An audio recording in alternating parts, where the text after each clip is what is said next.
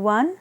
I'm Dr. Surbhi Unyal and I teach philosophy at the School of Liberal Arts, Bennett University.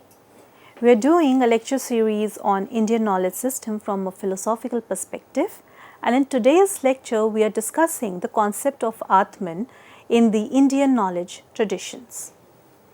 In the previous lecture we discussed the etymology of the term Ātman, how it has been discussed in the Vedas and how it has been discussed in different Upanishads. Continuing on to it, we will now discuss the notion of Ātman as it was discussed in the Kathopanishad, which uses the metaphor of the chariot to illustrate the human constitution and the soul's transcendent nature. Herein, the chariot metaphor, the body is considered as the chariot, senses are the horses, mind is the rein, intellect is the charioteer, and Ātman is the passenger. So, in this analogy or in this metaphor, we can see that how the whole concept of body, mind, soul has been discussed, wherein body is seen as a charioteer, senses are the horses because horses keep running here and there. Just like how senses, when they come in contact with the object, they give rise to different kinds of desires. So, senses are seen and compared to the horses, while mind is considered to be the rein. That means that is going to control the senses to go or to run, stopping them to run around. So, it is to control the senses. The intellect is basically the charioteer and Ātman is considered to be the passenger. So, horses naturally pull towards sensory pleasures, but with the skilled charioteer, trained intellect, holding firm reins, disciplined mind, the journey reaches its proper destination. So, if these horses, these senses are not controlled, they are not trained, they are not in one's control, then they could go here and there. So, to control them, we need a disciplined mind. So, once this disciplined mind, it trains the intellect, it controls the senses, the journey reaches its proper destination. Here, the passenger, the Ātman, it remains completely unaffected whether the journey is smooth or rough. The soul neither participates in the experiences nor is diminished by them. It is the unchanging witness of all mental and physical phenomena. The Upanishads, they reveals that this passenger is not limited to the individual chariot, but is seen as the same cosmic self present in all the beings. So, this was the idea in the Upanishads. Now, let us try to understand the concept of Ātman in the Bhagavad Gita.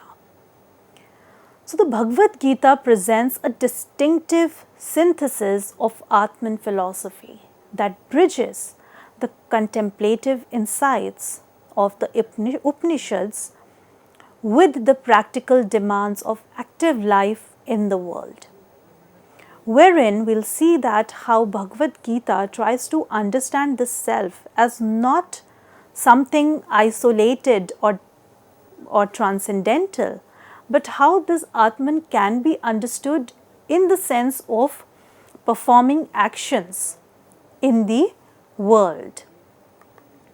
So, Gita's teachings, it emerges from the crisis of actions on the battlefield, making it uniquely relevant for engaged spiritual life.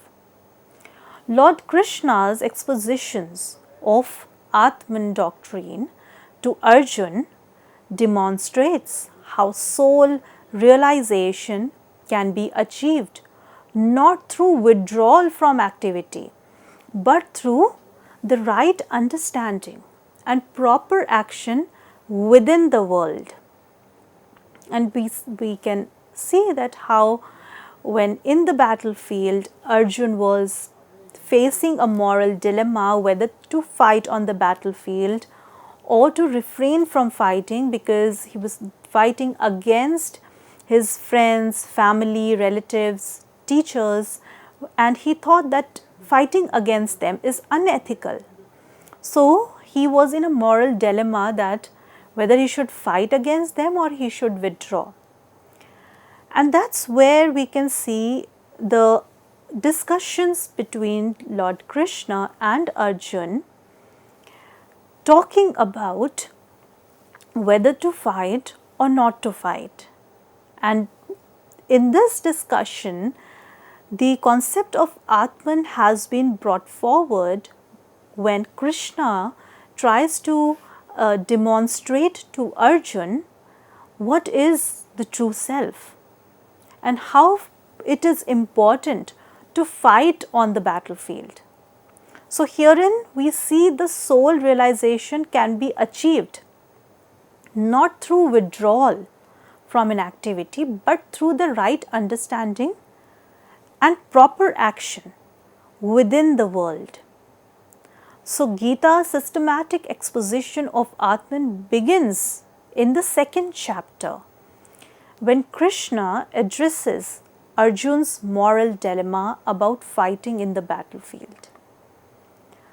So Krishna declares the fundamental truth, that is, for the soul Ātman, there is neither birth nor death. It does not come into being, nor does it cease to exist. It is unborn, eternal, permanent, and ancient. It is not destroyed when the body is destroyed. This verse establishes the soul's absolute transcendence of all physical and temporal limitations. So while Arjun was in a dilemma and wanted to withdraw from the battlefield and does not wanted to fight against his friends, relatives and teachers, because he thought killing them is unethical. So to convince Arjun to fight on the battlefield, Lord Krishna gives him an argument and to try to make him understand the nature of the soul. And he describes soul as that which can never die, neither it is born, it does not come into being, it does not cease to exist. It is unborn, it is eternal, and it is permanent.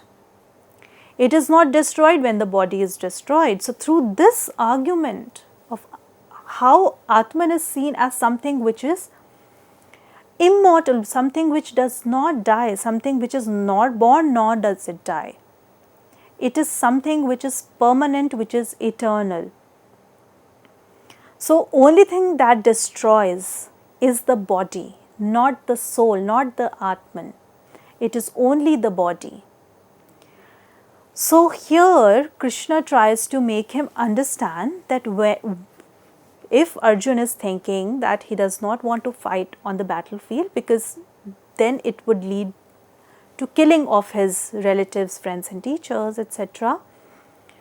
This argument shows that in killing them, he is not really killing them, but killing their body. So it is only the body that dies, but not the self, not the Ātman, because that can never be destroyed, that can never be killed, because it is something which is eternal and permanent. So soul will continue to exist, only the body will die. So in Arjun killing them, he is not really killing them, he is only killing the body. Therefore, it can be seen as a justification in that particular instance, that in the battlefield he is just killing the bodies, not the soul. He then, Lord Krishna basically then employs another analogy to clarify his teaching. So he says that just as person discards worn out clothes and put new ones, the eternal soul discards worn out bodies and accepts new one. So just like how we throw away our worn out clothes, the old clothes, in the similar way, the soul also changes the body, the worn out bodies, if you say. So this eternal soul, it disregards the worn out bodies and accepts the new one, just like how we discard the old clothes and put on the new ones. In the same way, the soul also discards the worn out bodies and accepts the new body, but the soul is existing, the soul is continuing to exist.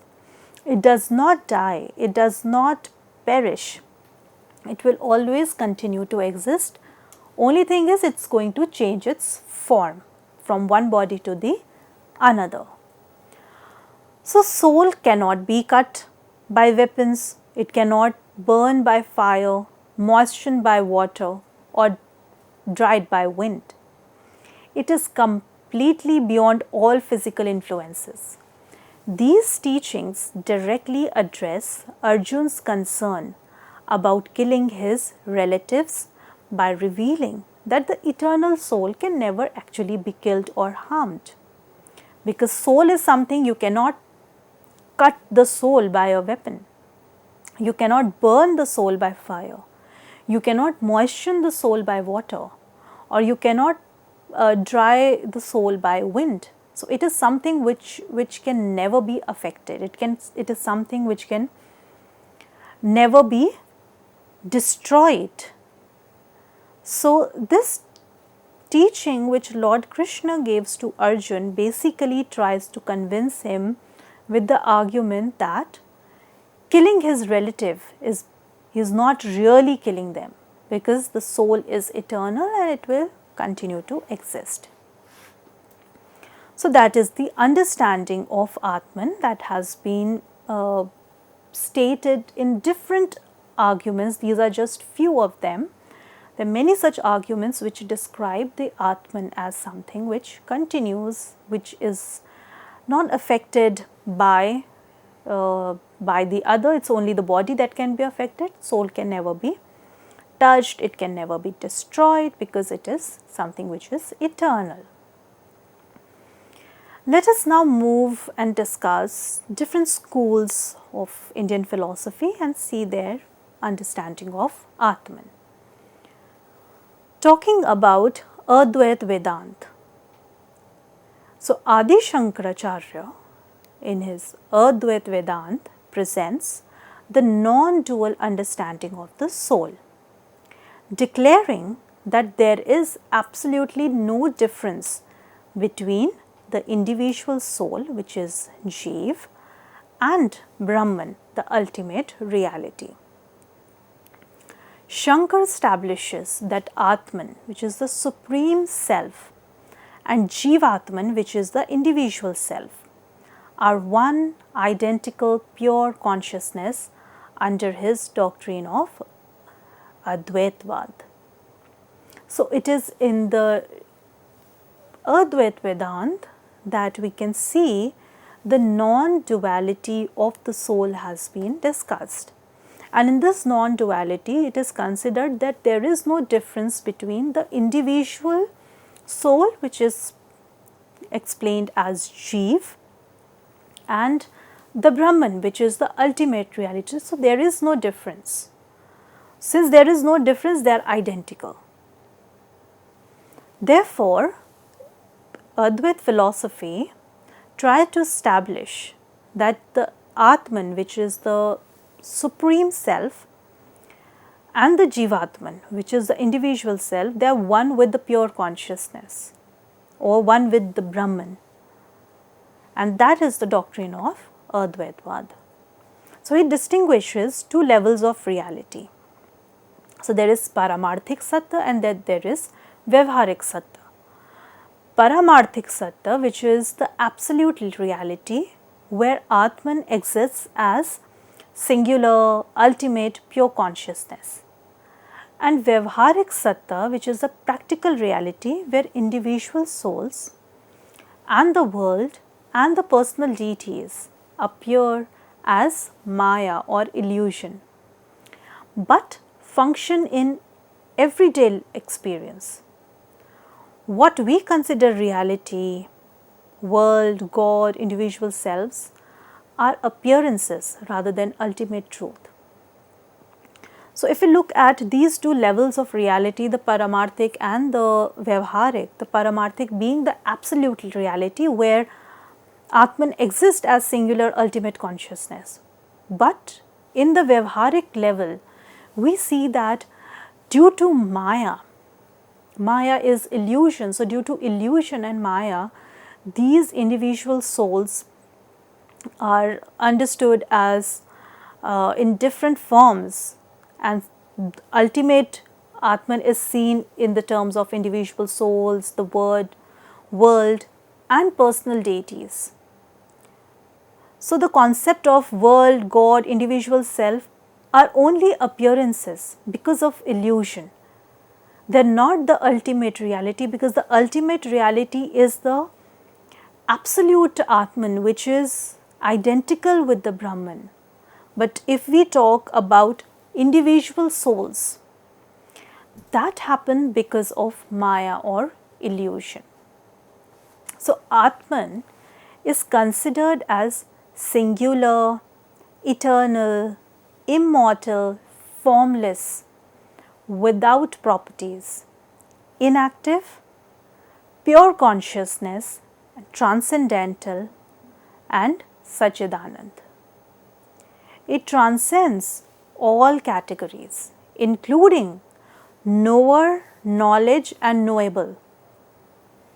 So, we can say the knower, the knowledge and the object of knowledge, so that which is knowable. Even it transcends this relationship. It transcends space and time and doer and enjoyer relationships. The appearance of multiple individual souls results from ignorance, that is avidya or Maya. Though in reality there is only one Ātman appearing as many through cosmic illusions. So, the ultimate reality is that there is only one Ātman which is identical to Brahman, or one Ātman or Brahman. There aren't any individual souls. If we talk about individual souls, that is only because of avidya or Maya. The different schools of Vedanta then give different understanding of this relationship between Ātman and the Brahman. If we talk about Dvait Vedanta, it exemplified by Madhavacharya. It maintains eternal distinction between individual soul and the supreme soul. This tradition argues that souls possesses real individuality that persists even in liberation, challenging absolute non-dualism. So, we can see that how these different traditions within the Vedanta have different understanding of this relationship between Ātman and the Brahman, that how one is seeing them as non-dual and how the other is seeing it as a dual relationship between the Ātman and the Brahman. In the Vishisht Advait, which was developed by Ramanujan, it presents a qualified non-dualism where individual souls are real but constitute the body of Brahman. These perspectives preserve the significance of personal devotion and individual spiritual journey, while acknowledging the soul's ultimate dependence on divine reality. The theological implications emphasize loving relationship rather than complete merger as the soul's highest fulfillment. So, in the Vishisht Advait, we can see that a different concept of this relationship between the Ātman and the Brahman has been put forward by Ramanuj. So, who says that there is this devotional aspect within the Vedantic tradition, and the perspective of how this devotion and the individual spiritual journey has been emphasized. So, the theological implication, it emphasizes on the love relationship rather than complete merger of this individual with the ultimate. Now, the Sankhya philosophy considered Ātman or the soul as pure consciousness. So, the Sankhya system, it presents a dualistic understanding where souls, which is Purush, exists as pure consciousness, which is eternally distinct from the matter, which is Prakriti. Unlike Advait's single consciousness, Sankhya posits infinite individual souls which inherently free the unchanging. And the soul's apparent bondage results from misidentification with mental modification and material experiences. So, the metaphysics of Sankhya philosophy is a dual philosophy or a dualistic philosophy which talks about the reality to be twofold, which is Purush and Prakriti. So, Purush being the soul and the pure consciousness, and then there is matter, which is Prakriti.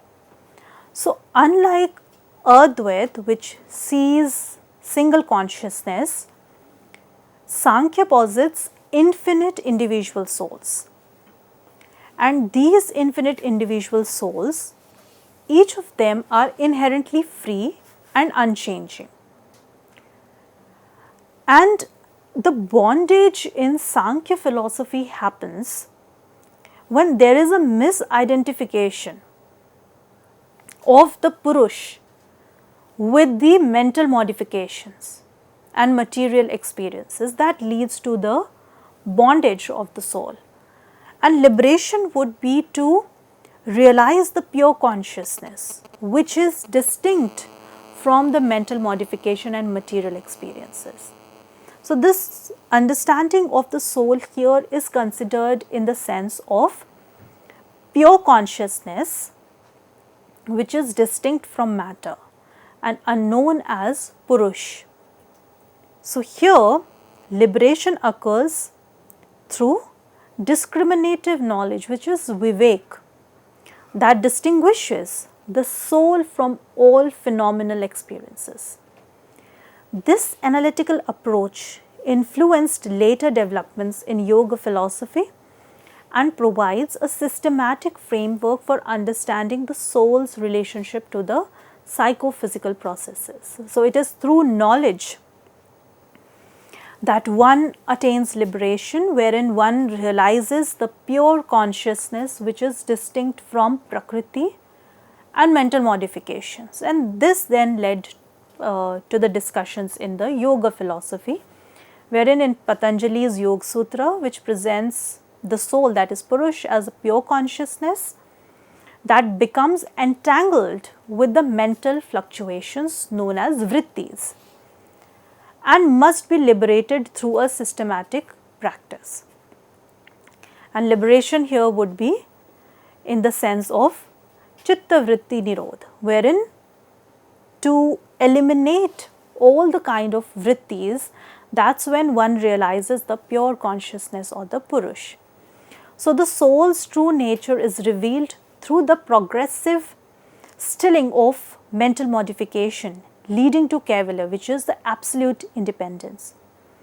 Then the 8-limbed part, which is the Ashtanga Yoga, it provides practical methodology of soul's realization, integrating ethical discipline, physical practices, breath regulation and meditative absorptions.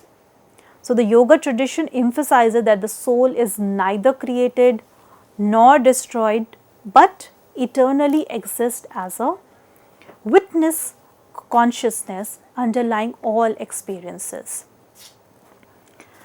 So, the Indian understanding of soul transcends mere philosophical speculation, presenting instead a living reality that can be differently experienced and realized. Across diverse traditions, the soul emerges as the essential nature of consciousness itself, eternal, blissful and inherently free. Whether conceived as individual essence or universal awareness, the soul represents both the deepest identity and the highest potential of human existence. So, these were some of the schools which have been taken up. Different schools have different idea of the soul, but we have taken very few of them here, and we have tried to understand that how Ātman can be understood, and across these diverse traditions, the soul emerges as the essential nature of consciousness, and how it is seen as eternal, blissful and inherently free, and how that makes sense in order for us to realize and understand the highest potential of human existence. With this, we come to an end of this lecture. I thank you all for staying with us and understanding the notion of Ātman in the Indian philosophical traditions. Thank you.